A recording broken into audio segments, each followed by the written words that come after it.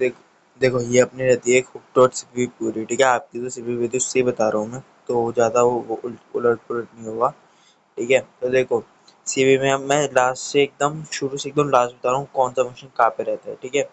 तो देखो यहाँ पे मेरे टैब भी शो हो रही होगी, वो देखो टैब भी शो हो रही होगी मेरे, ठीक है।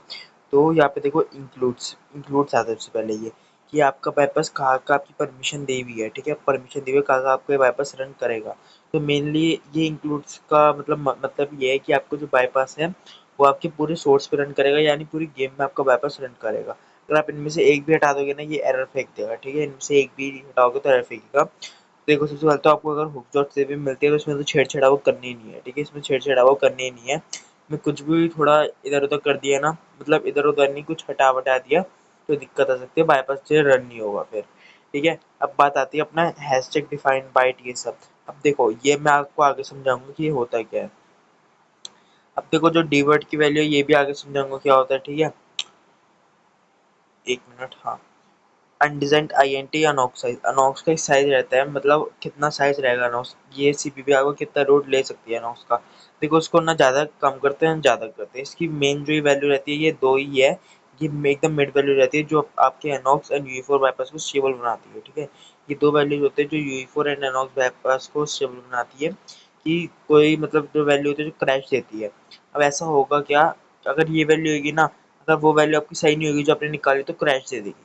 भाई होता है ना क्रैश मिल जाता है ये वो, ठीक है। अगर आपकी वैल्यू सही नहीं होगी तो इस वैल्यू की इन दोनों वैल्यू की वजह से वो क्रैश मिल जाएगा। अगर अगर ये दोनों वैल्यू ना हो ना, सीपीयू में एरर दे देगा। अगर एरर भी ना दे, अगर एरर भी फिक्स कर लिया तो भाई अभी क्रैश तो देगी नहीं, बट आपका गेम में बाईपास बिल्कुल वर्क नहीं करेगा। बाईपास का मतलब ही नहीं रह जाएगा, ऐसा रहेगा उस गेम में बाईपास डला ही नहीं है, ठीक है।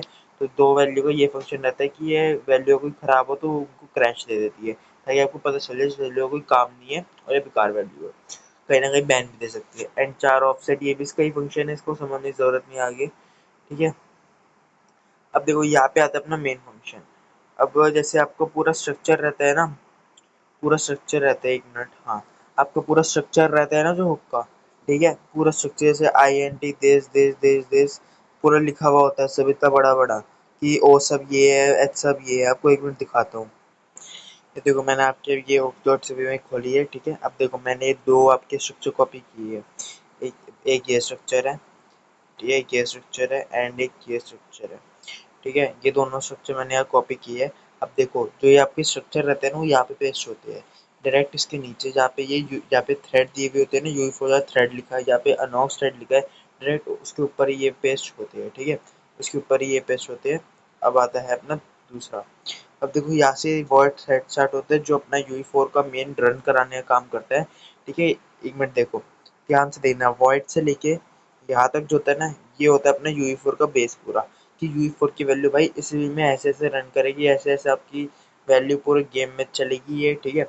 और यहाँ पे आपका आता है बाईपास का, पैच लिप बाईपास हो गया आपका, hooks hook lip underscore no orange हो गया आपका, हुक अंडरस्कोर लिप हो गया, ठीक है। ये तीन बाईपास आते हैं इसके अंदर।